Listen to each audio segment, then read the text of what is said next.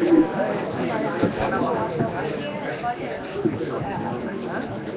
bacakan closer. Kan ni closer ni. Closer ni. Kemudian dekat situ.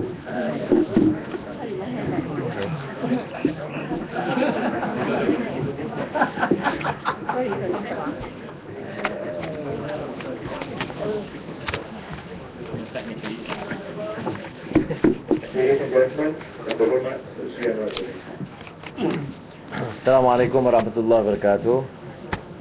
Salam sejahtera. Saya jemput saudara untuk merayakan Hari Malaysia 16 September. Dan terima kasih kerana hadir.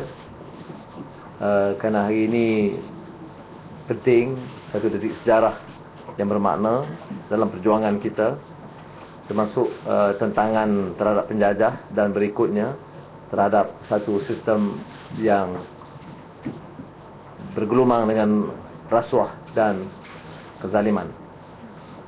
Dan kita bersyukur kepada Allah SWT kerana ternyata kita sudah capai kemenangan yang diharapkan. Mudah-mudahan dengan kemenangan ini kita dapat mengangkat semula martabat negara kita seperti mana yang pernah dihimbau oleh pejuang-pejuang kebangsaan sebelum ini. Ekonomi kita masih gawat dan tambah getir dengan inflasi dan pengangguran.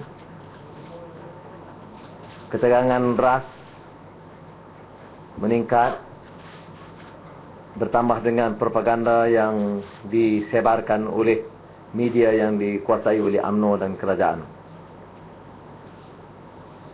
Pentadbiran negara tidak memberikan haluan yang jelas dan tindakan yang boleh meyakinkan. Kami di Pakatan Rakyat yakin insya-Allah kita dapat membantu menyelamat dan mengangkat semula ekonomi negara dan menghindar dari ketegangan ras. Kami memilih untuk menjalankannya dengan penuh bijaksana, mengikut jalur undang-undang dan menjamin keselamatan rakyat.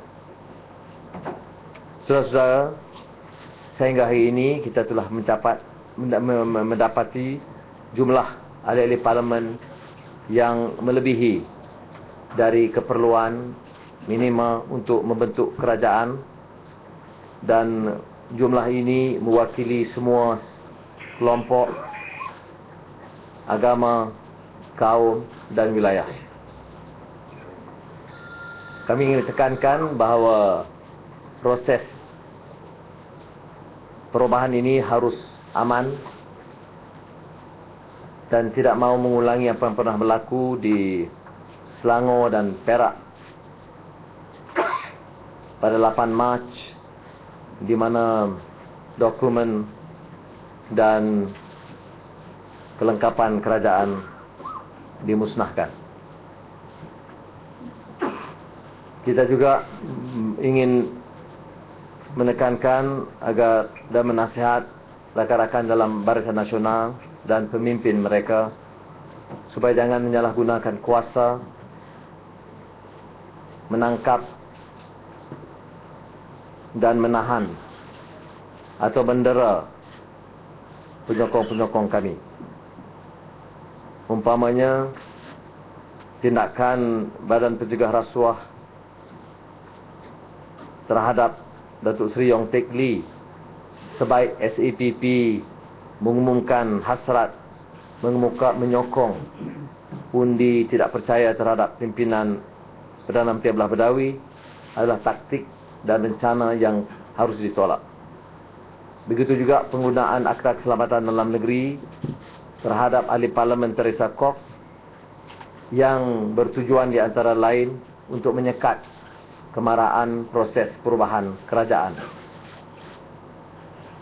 Sebab itu semalam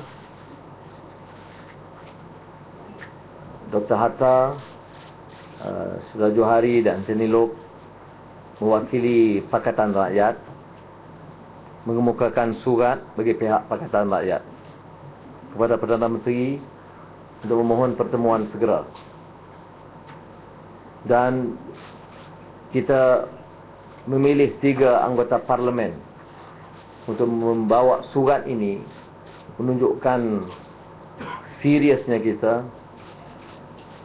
untuk mendapat kesempatan berunding menjamin proses transisi berlaku dengan aman dan teratur. Pertama, agar kerajaan Barisan Nasional sekarang tidak melarang, menghalang ahli parlimen terus membawa dan menjana perubahan mengikut conscience, hak perlembagaan dan keputusan bebas. Kedua, agar kerajaan Barisan Nasional tidak menggunakan Akta Keselamatan Dalam Negeri untuk menahan ahli parlimen dari menyertai Pakatan Rakyat atau menahan mana-mana anggota parlimen Pakatan Rakyat yang sedia ada. Ketiga, kerajaan Barisan Nasional tidak menggunakan darurat atau kuasa polis demi menghalang kami dari menubuhkan kerajaan. Dan keempat, kerajaan Barisan Nasional tidak menghalang, termasuk mengadakan sekatan jalan raya dan apa-apa jenis bentuk sekatan lain buat menghalang ahli parlimen untuk bergerak ke parlimen pada tempoh dan ketika yang ditentukan. Kami percaya Perdana Menteri Abdullah Badawi juga prihatin dengan permasalahan negara dan rakyat dan akan memberikan ruang supaya perbincangan teratur dan tidak mengambil tindakan untuk sabotaj kehendak rakyat atau mengungkit isu perkauman sempit. Hasrat kami adalah untuk mentadbir dengan baik dan adil. Dan saya ambil kesempatan ini merayu kepada rakan-rakan dalam media, terutama yang dikuasai oleh UMNO dan Barisan Nasional. Cukuplah dengan maki hamun, cerca dan serangan peribadi terhadap saya dan rakan-rakan selama puluhan tahun. Saat ini penting bagi negara kita. Ini bukan omong kosong atau luahan politik yang tidak berasas. Saya penuh bertanggungjawab dengan kenyataan saya bahawa kita sudah cukup kekuatan untuk membentuk kerajaan. Tetapi kita memilih cara yang bijak, bersabar supaya tidak mengeruhkan suasana.